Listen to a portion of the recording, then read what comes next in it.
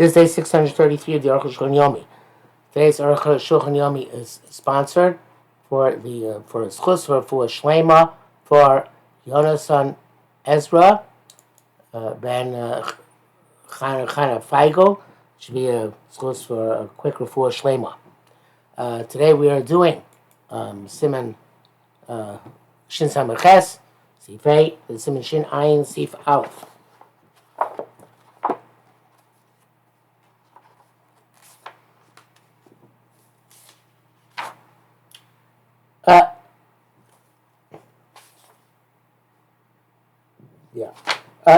Hey, Vimbal Reid Min Acher.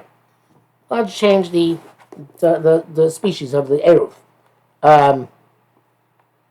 Goch Mitchila Irvu. So Goch Mitchila Irvu Paschitim, they initially used a wheat bread, Bachshavat Pastor, now they use barley bread or left, or the opposite. In Kol Gamri, if it completely it's completely gone. But so and you want to make an error from their using their bread. So you have to let them know. Shibur says that that's only if the house is open to 2 chatzeros. But if it's open to 1 chatzer, it's a schus for that person, and you don't need his das, which makes sense. It's, you want to make an error for somebody, it's a schus for them, unless you're going to prevent them from going in a different direction. So why'd you have to tell them? So Arukh HaShulchan seems to have to tell them no matter what. But you can be married against a person who maybe they don't like barley, maybe they only want to stick with wheat. But if you make an error, but that's only if you're going and taking for them, because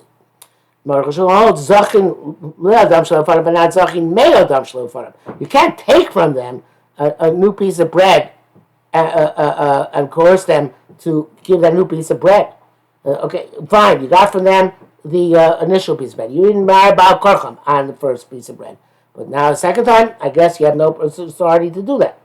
I'm trying to again answer them. If you make the error on your own initiative, you change it from wheat to barley, you don't have to let them know. Let me start with something that are okay with it.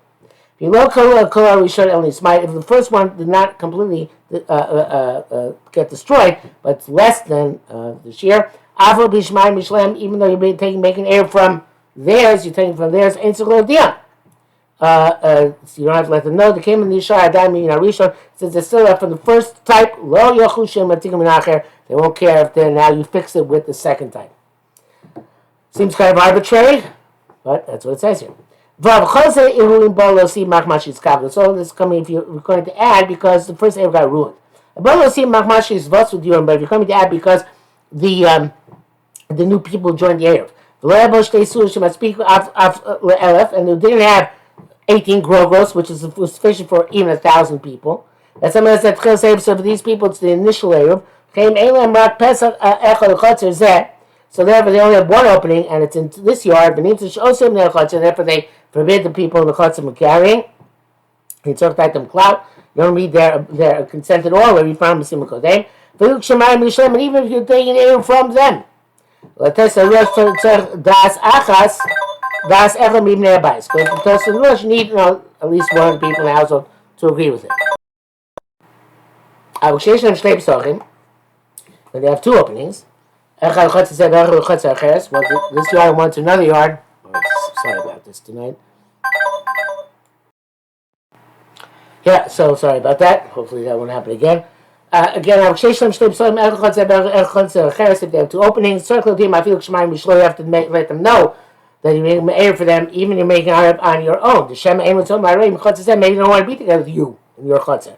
And the chetz might be together with the other chutzah. Well, she's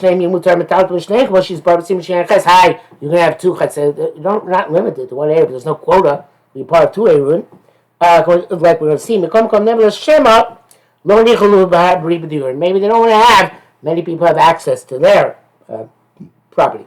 Those take Mishalo, who is making Eruv from, again, using your bread for them, and so that them, you have to let them know. But the reason is because you're allowed to carry into both based on Chatzeros. So be allowed to carry, in the first case scenario, both Chatzeros. So they should be okay with that. You were in top college. And this reason that, well, maybe they don't want lots of people to have access, it's very weak svara. And maybe that applies when you make an aid with their stuff, but not with your stuff. Brackets here, which is not relevant. Mordechai also says this. He writes these if the new ones who came, which were not yet part of an imam with them, mostly mazaka, you can add on and bestow upon them ownership if you're the one who's bestowing on the newcomers their eruv. So you don't let them know if you are taking from them their eruv. If it's so explicit when you marry from your own, you don't have to let them know. If the bread of the eruv has become spoiled, moldy, you can't eat it, or it was infested by worms on among our many ants. It's as if it's completely destroyed. You have to make a new eruv. Therefore, the custom is to make an eruv out of matzah. Shemeres is a patient does not get moldy quickly. But also, you can keep it going during Pesach. You can keep it going during the rest of the year. And it's much easier to keep away from ants or worms and such like. You start to show some how they do that. Keep it in place. There's no moisture. Without a chukas, then the grass does lay below the olive, so then ants won't get to it. It's best to do it for long term than make every Shabbos a separate eruv. Because maybe then you couldn't forget one Shabbos. Meaning, what's the I've of Shabbos? However, if they want to make an eruv every eruv Shabbos, eat the eruv on that Shabbos, or just be on. They're allowed to do that. There's no prohibition doing it. The eruv answer is kind of the Shabbos. The eruv only has to be in existence when Shabbos comes in. Those times when Shin like that, as you say later on. Shabbos. Now, on the contrary, there's the fact to say it's better to make the eruv every Shabbos. They should show kosher at least because if you leave that eruv for the entire year, maybe the ants or the wolves are going to get ruined. Mishnah brings this in the name of Achronim and writes that somebody who wants to do the best way, you should make an eruv. Besides the community eruv, you should make his personal eruv every Shabbos. Be mazakit to the whole kol, bestow ownership on it to the entire congregation by through like you mean somebody else for that purpose, but you should do without bracha because there is already, of course, the general eruv. The brackets here, Tasim Kandav Anshish Kosser Tov Larev Gam B'chol Erev Shabbos Lo Bracha. That's what the Mishnah was quoted. You should make it every Shabbos Lo Bracha. And Shem Tzarchir Zakir Din Ken Aver B'Shnei Mekoymas and Tzchak Udim Eitzim Zel Zeh. Cheshon is a problem with this because then you're making two separate eruvim, and you're separating between the domains. And the forbidden Shem Mokshe Erev Al Tanai Imayev Shel Beis Haknes Apostle Erev in Kosher Eno Erev. Let's make an addition and say if my eruv in the shul is possible, then my eruv is the kosher one. If not, my eruv is inoperative. Which is essentially what Mishnah wants you to do. To be mazakat the entire city on the assumption that perhaps something goes wrong with the citywide eruv. Don't rely on eruv which has somehow become diminished. Maybe somebody took out a matzah. And you should make a new eruv, but that can't who. That's certainly true. And that is the simple minhag. Shin Samech Tes. If you want to give the makler, so really sell it, but it means bestow it on others, how do you do it? A person gives money to a bus, pass to buy bread, make an air for him with it. But you gave it to a storekeeper or a baker, but says, bestow upon me with this money bread and eruv. It's not out eruv.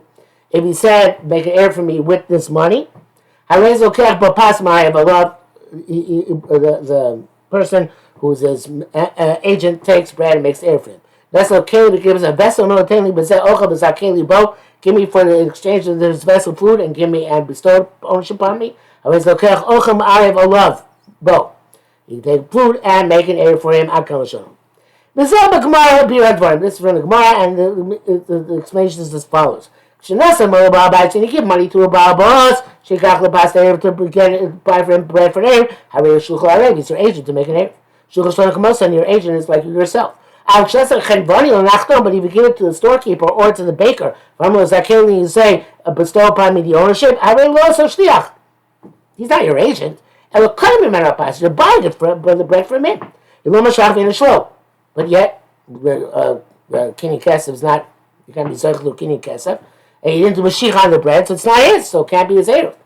And a Rav Rabbi said, make an Erev for me as Shliach, then even the baker or the storekeeper is made a Shaliach. Clean. Also, if you give a vessel, you can acquire they have a Kinyan Sudan. Then it's a Kinyan Khalifin. The Nikla Pasa Kinyan, you can acquire the bread by the Kinyan Khalifin with the Keli. But that's the case, in such a situation, we know the difference between a Babas and a storekeeper and a baker. Because even to Babas, if he says, be Mazakir to me, it won't work. Because that's a sale. And to a storekeeper and a baker, make an Erev for me does work. It's an agency. So that's the case, Ram to distinguish between the language which is employed, and not the distinguish between a Ba'abais versus a storekeeper or baker. Because the issue is whether you said Zakeli, which means bestow upon me, or Arevli, which means become make an Erev for me. In one case it's a said purchase, in one case it's an agency. So two Shulchan say, in fact, that with the Ba'abas, it works even if you say Zakeli, bestow ownership on me. Because Ba'abatim don't normally sell bread. So also if you say to them, bestow upon me, your intent is not for a sale, but for agency. Avraham Kasher, according to Rambam, it's difficult. Says also Rambam holds that way. Just say that this is the normal way in which you distinguish, which you speak to these different entities. The B'chanroni, V'nachtom, by a storekeeper and a baker, you normally say bestow ownership on me. Give me from the bread which you have for sale. But the Babas ain't going to say bestow ownership on me. It's not a bread seller. He's not they're asking to buy for you. It's not, the language of Zakli doesn't work. Rather he's saying, go buy for me bread. Be my shliach. Gimel Vinei Rambam. Chassadin Zebi Ruvi Tchumen. Ayin Shom. Rambam writes this by Ruv Tchumen. Different type of Erev, right? Nuchalam Madra Erev Chatzelis Shituvim Evol Sheish Rabim. It could be that by an individual. Erev Tchumen is for an individual. But by Erev Chatzelis Shituvim Evol said it's for many people. From the Rachel Chenvani, it says to a baker or to a storekeeper, Zakeli Mazu. Bestow ownership through this money. And the baker or the storekeeper bestows ownership from the bread which he possesses and has for sale. Could be said. The shame shall klum zika mishlo, because just like he has mizaka to other people from the Chanvani or the Nachum has to bestow ownership on the other people as to make the Erev. So to this person he also is mizaka. And even if the sale wouldn't be a valid sale because no Mashiach, it's considered Zechiyah. And the Zechiyah would work even without a valid Mashiach. But the two words says this doesn't work either.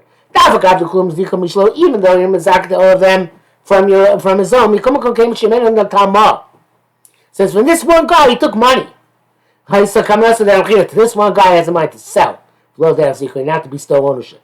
It's not about Kinyan.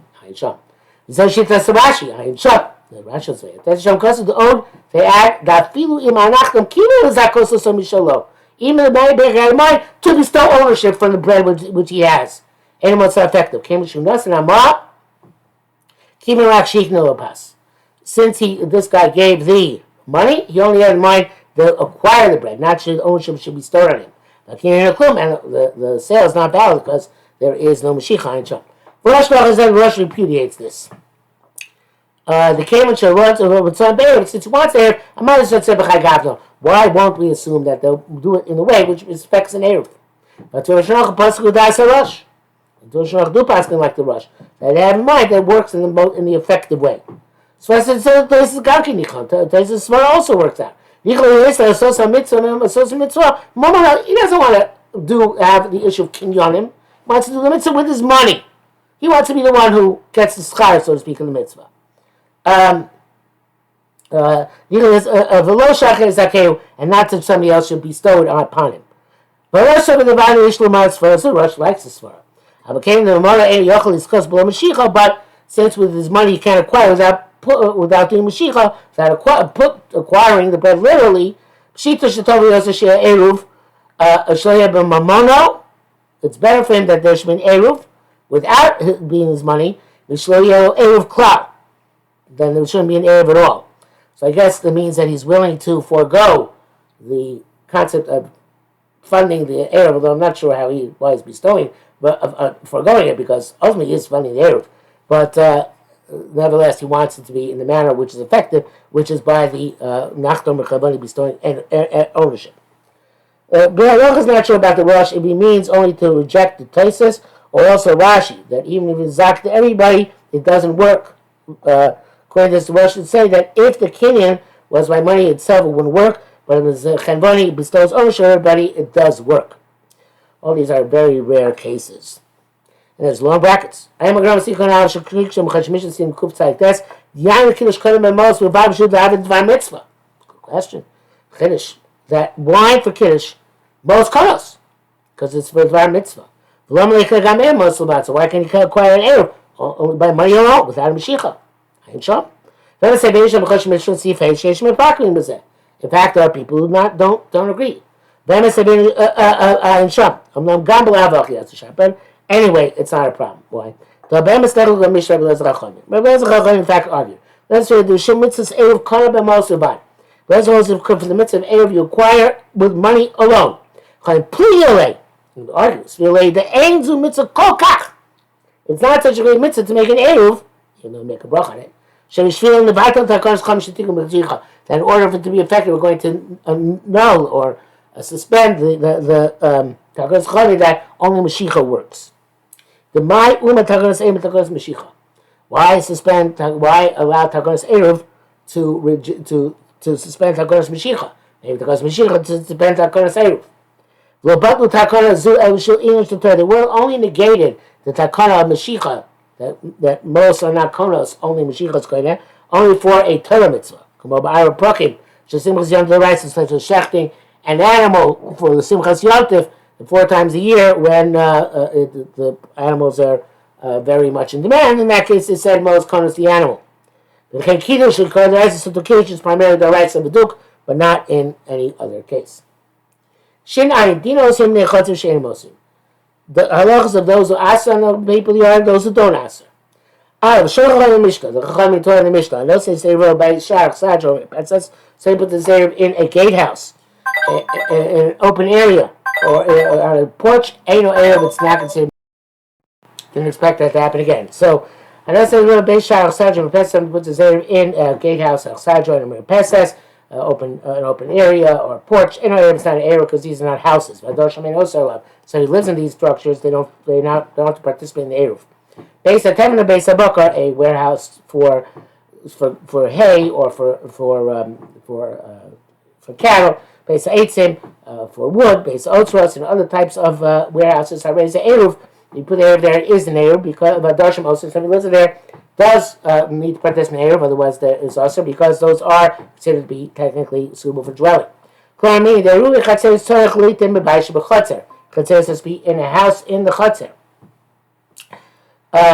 Which kasam simishin sam above. Beishar, where it's a gate house, and makom shedel sham avim ladorim chadorim shbais, place where you go through to the rooms in the house.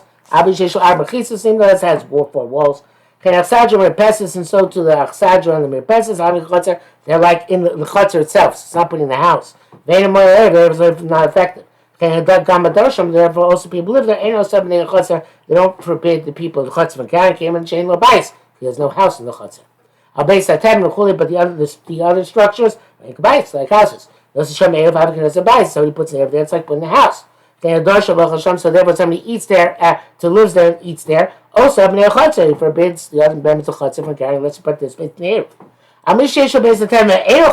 But if he has a warehouse there and does not eat there, even though he sleeps in a warehouse, so he doesn't participate in the Eruv. Because we know the place where you eat, that is what causes your terminator status.